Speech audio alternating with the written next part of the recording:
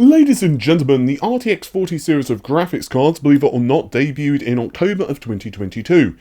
And of course, the RTX 4090 is still the fastest flagship product available from either AMD or Nvidia, or Intel for that matter, but gamers always want the latest and greatest thing. And in Nvidia's case, that will end up being Blackwell. Around a month ago, I did put out a video extensively discussing a lot of the rumoured specifications as well as some of the architectural stuff for Nvidia's RTX 50 series of cards.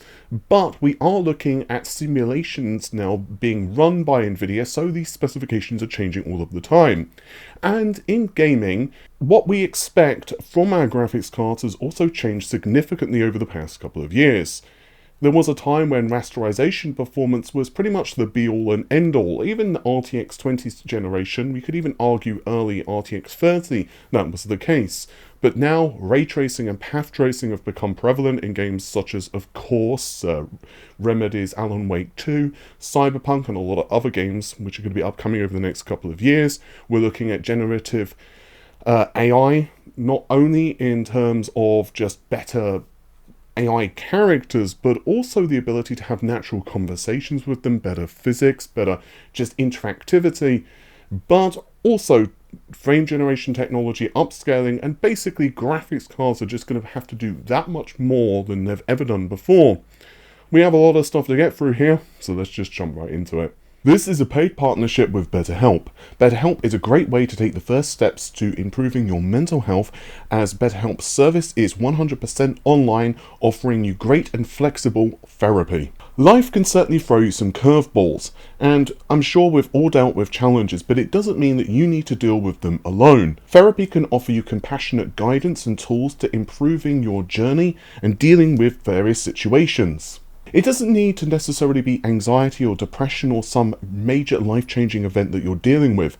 Sometimes you just need to be given the tools and compassionate advice to really help you through a situation and give you better perspective on the struggles that you're facing. If you click the link in the video description or in the pinned comment below, you will get not only 10% off of your first month of therapy, but you will also help to support the channel. And don't worry if the therapist they match you with isn't quite the right fit, you can switch them at any time without any additional cost to yourself. BetterHelp has specialists for anxiety, stress, depression, trauma, and other major events that have happened in your life that you just need help with. So if you are struggling, do get the help you need, even if the issue may seem small and perhaps you just don't want to feel like you're bothering anyone. Don't feel that that is going to be a burden. Reach out and get the help you need. BetterHelp offers a 100% remotely credentialed therapist who is able to assist you with these issues. You can click the link in the video description below, or again the pinned comment, and it's betterhelp.com/redgaming, and you can get that 10% off and start your journey. So if you do want to take the first steps and reach out and get support with a 100% online licensed therapist, you can find the link in the video description or the pinned comment down below and go to betterhelp.com/redgaming to get that 10% off and also, of course, support the channel. Thanks very much for watching. Now on with the video. So I want to start things out with an update to the RTX 50 performance and specifications. I'd already extensively leaked performance figures of around 50 to 60% rasterization improvement versus the predecessor around a month ago, and also extensively spoke about the specifications then too, but there have been a number of updates since these proposed specifications were leaked to me, because basically Nvidia are still doing simulation testing. Blackwell is not going to release tomorrow. As far as I understand, we're probably looking at the first half of next year seems to be the release date. I have heard some people tell me it's going to be this year late, but frankly I don't see that being the case, because there is just no rush for Nvidia to release these cards, because ultimately speaking, well, RDNA 4 is going to be like a mid-range-ish type of product. Obviously, RDNA 3 isn't going to be able to compete, and frankly, Nvidia have only recently launched the RTX supercards. So, anyway, these specifications are from early March this year. They're actually a few days old now, but as some of you know, I've been dealing with the plague. I won't read out all of the specifications because, well, I'll be here until Christmas, but I will give some of the highlights, and all of these are going to be using PCIe Gen 5, and the lower end products such as GB207 will be using Samsung, whereas TSMC's 3N process is going to be for GB205 and above. So we're looking at 28SM 2GPC for the 207. That's using a 96-bit bus. Obviously, lower end products in, let's say, GB207 may be even a narrower bus, but these obviously would be the full configurations. 206 is 42SM 3GPC, 128-bit bus, then we go to 192-bit GDDR7 bus with 4GPC, 64SM, 112SM for 203 with 7GPC, 256-bit GDDR7 with 64 megabytes of L2, and finally GB202, 192SM, 12GPC, 384-bit GDDR7, and 96 megabytes of L2 cache. Worth noting, that specification of GB202 has been floating around for quite some time. Now, obviously how GPUs like the 1590, and I'm assuming the 1590 Ti, if it actually gets released, are, well, kind of spec'd. So, for example, whether we see, let's say, 180 or 170 mid 170 SMs or something like that. So let's say 1 GPC disabled for the 1590, who the hell knows. But 192 SM and 384-bit has been floating around for quite some time, even late last year. Copper 97, Kimmy and I were talking about these specifications on Twitter. I don't remember the exact date, but it was some point, I think, in Q4 of last year. But anyway, there are two GPC sizes, so both 16 and 14. Now these have changed again, and they're actually one of the biggest changes from the previous specification. So 207, for example, features 2 GPC, and each GPC is 14 SM in size, so 14 multiplied by 2 obviously gives you 28.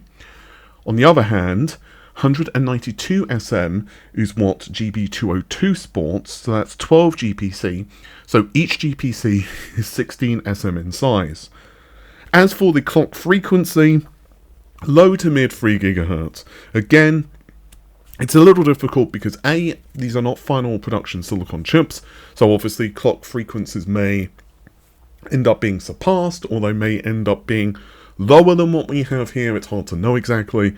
And also, of course, GPU boost is a thing anyway, so it's like, are we talking about, the base clock? Are we talking about the boost clock, the advertised? It becomes a little more complicated, but the performance figures, and I did state these in a previous video from around a month ago, we're looking at 2.5x RT and a 1.6x raster performance increase. Now, I think the RT figures probably include DLSS reconstruction. In a previous video, I've spoken a lot about the fact that ray tracing seems to be a big improvement on Blackwell. Basically, there are a plethora of architectural improvements which really do improve the performance of the ray tracing. And I think one of the big ones is the tensor cores have gotten significantly bolstered. The RT units have been significantly improved. But there's also a bunch of changes on the SMs themselves. You can see a slide from the previous video where I was talking about this stuff. I'm not going to go over it again in this video verbally because you can see it on screen. And I don't want to go over the same information twice because, well, it just isn't really necessary. But essentially, we're looking at big changes to the buses of the GPU, the SM, and just a bunch of stuff which is going to essentially mean that while the number of SM hasn't increased significantly over its predecessor, it's also much more performant. As for power consumption figures, I've heard mid 400 is probably going to be used, but Some folks are telling me that we could be seeing GPUs over 500 watts. Again, I spoke about that in a previous video, so I don't want to spend too long belaboring a point, but that was a video around a month ago, so you can go back and check it out if you want to, with the understanding, of course, that some of the actual base specifications have certainly changed. Well, what has changed versus those mid-February specifications?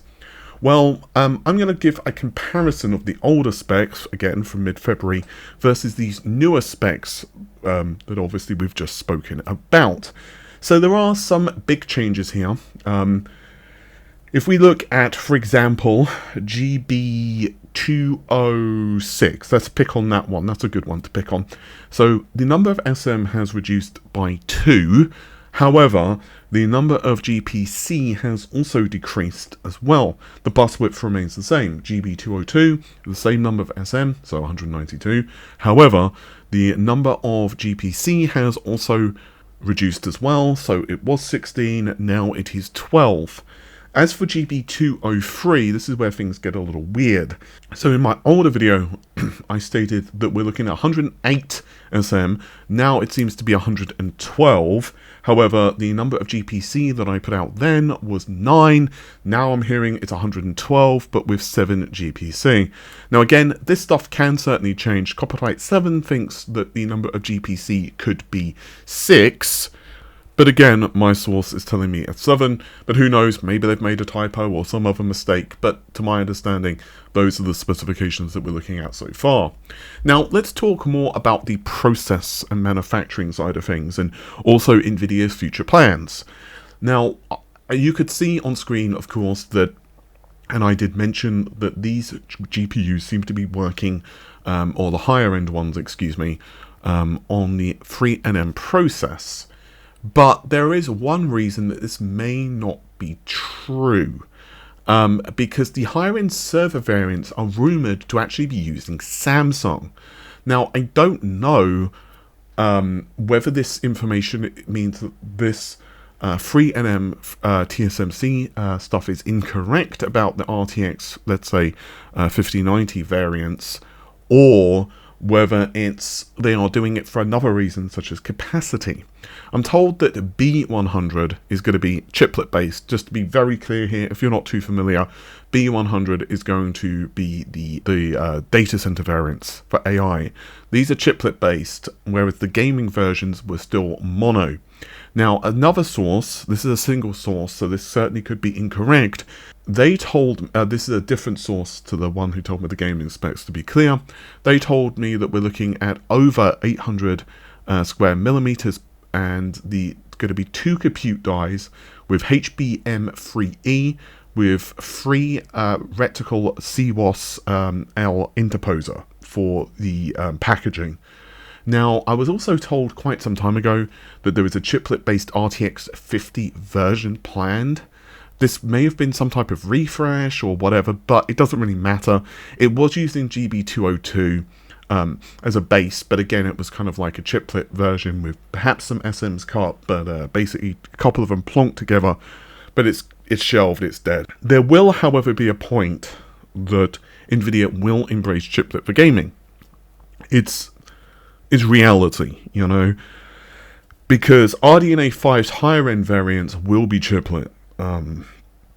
Whether or not they come to gaming or not, who knows? Well, I'm told that they will, but regardless of that, eventually AMD will release high-end flagship chiplet parts, and ultimately speaking, you just can't compete with a mono die if your competitor is putting out ridiculously high performance chiplet, GPUs. It just isn't going to work. So I am being told Nvidia is handling future generations a little differently. I'm told that there is a Blackwell refresh. Potentially this could happen after RDNA 5's launch. So it seems, and again, this could change, but it seems that RDNA 4 will launch, then RTX 50, and then RDNA 5. And obviously you also have Battle Mage as well. But while it becomes quite tricky because I don't know specifically what is changing with the Blackwell launch, there were recent reports that GDDR7 will initially be shipping in 2 GB modules. Now, there is also 3 GB as well as even higher capacity modules. Now, Coppertite 7 believes that the 2 GB modules will initially ship, and then later on, the higher capacity variants will release. So maybe that's one of the things that if the refresh does occur, we will see the refresh with higher capacity modules, which should certainly help. Obviously, that would just simply increase the amount of RAM that is loaded onto the GPU, and maybe it'll be actually running at faster speed. In fact, I think that's quite likely. But whether or not they also do things to improve the actual architecture, or perhaps increase the SMs, I honestly do not know. It would be interesting if they did release an even higher end performance GPU than GB202, but that obviously would mean they would have to release a larger die, so that would be, well, let's just say quite intriguing. Now, I am told, however, that Nvidia wants to get a lot more aggressive with how it releases kind of GPU generations. Now, how this will work in reality, I'm not too sure, because one person was kind of implying it would be more of a TikTok model. Well, not the exact definition of what you would consider TikTok, but you can get a general understanding of their plan. So it would be kind of like an original architecture, and then there would be maybe either improvements in terms of maybe a shrunk manufacturing process, or they would somehow just improve it, however, so higher clock frequencies, maybe more SM or whatever. But then another person told me that maybe they just want to speed up the release of architectures, period. I guess it's possible that neither of those things or both of those things could be true. We certainly have seen Nvidia do some interesting stuff in the past. If you look back at Tesla, which was the architecture powering the 8000 series cards, which of course were pretty legendary. These were the first to actually use the unified compute model. Nvidia just didn't abandon Tesla and then go ahead and put out a new architecture. We saw Tesla stick around, of course, with the first generation of 8000 series, such as the 8800 GTX and the GTS. And then we saw kind of like a refresh. I think it was the 8800 GT. And then they released the 9000 series cards, which had some subtle improvements. And then we saw the 200 series card, which basically were just an enhanced Tesla architecture. They simply did things like just beef up the number of CUDA cores and memory and all this other stuff, but the underlying architecture was still the same. And Nvidia have also done so even with Maxwell. If memory serves, the first cards debuting Maxwell, the first generation was, I think, the 750 GTX. And then the second generation came along, which of course was the 900 series, and they added a bunch of additional features. I don't want to get too bogged down in history here because we could talk and speculate about this all day long, but it's going to be very interesting to see what happens with Nvidia. I'm really just trying to make sense of this rumor I was told by different sources. I'm honestly not 100% clear what will happen, but it's going to be very intriguing to see how things shape up. It will be absolutely fascinating going forward, not just in terms of the flagship and mid-range products, but also lower-end segments as well. We've seen Intel and especially AMD really put a lot of effort into upcoming APUs. Strix Point and the flagship Sarlacc, of course, are two really good examples of this, with high-performance GPUs being essentially bundled with a decent amount of CPU performance. So it means that Nvidia are going to have to work twice as hard, maybe, to actually keep on to the lower end segment of the market. And sure, while graphics cards such as, let's say, using this generation, the 7900 XT or the RTX 4080 or the 4090 or what have you, get a lot of the press and a lot of the excitement, ultimately they are kind of expensive, and coughing up $1,600 or so US dollars on a graphics card is way outside of the ability for a lot of folks. Plus, these APUs will also make just smaller and more lighter weight systems possible. So it's going to be extremely interesting to see what Nvidia does with that so they don't lose market share in gaming. As for the flagship products, things I suspect will be very curious to watch over the next couple of generations. Again, eventually Nvidia has to make the switch from a monolithic design to a chiplet one, and I suspect AMD are really going to have a pretty damn good product when it comes to RDNA 5. RDNA 5 isn't just going to be for gamers, but also The technology, albeit with some changes of course, will also form the basis of data center GPUs, essentially CDNA4. So ultimately, there is a lot of money on the line for AMD and Nvidia, and Intel if they can really nail it with Battlemage and eventually Celestial. It's going to be a very interesting next couple of years, especially when you also consider that RDNA 5 and possibly RDNA 6 are going to be used in the next generation consoles from Microsoft and Sony. With that said, guys, take care of yourselves, have an amazing day. Bye for now.